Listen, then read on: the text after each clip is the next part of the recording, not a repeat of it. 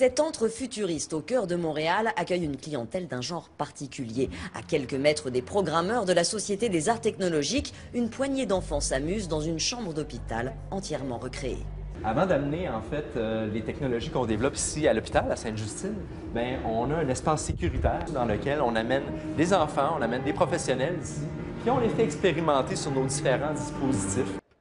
Les inventeurs de cette satosphère, une salle unique au monde de projection immersive, ont tendu la main aux médecins, convaincus que leurs technologies peuvent être adaptées à d'autres disciplines. Gestion de la douleur, réadaptation, psychiatrie, 7 départements du plus grand hôpital pour enfants d'Amérique du Nord participent aux recherches.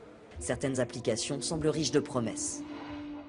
On est capable, en fait, à travers de multiples projecteurs, de créer des environnements qui intègrent non seulement les murs, mais le mobilier qu'il y a dans la pièce. Prenez un enfant grand brûlé, en fait, le vidéomapping pourrait être utilisé, par exemple, pour le projeter dans un environnement polaire, pour pouvoir jouer sur le seuil de perception de la douleur chez cet enfant-là. Parce qu'on sait que les illusions cognitives ont un effet sur la perception de la douleur.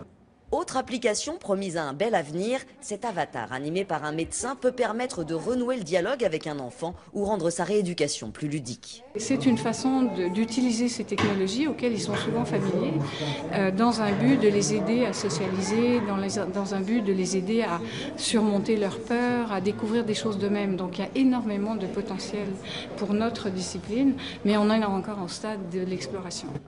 Dans quelques mois, ces technologies pourront être implantées au cœur de l'hôpital.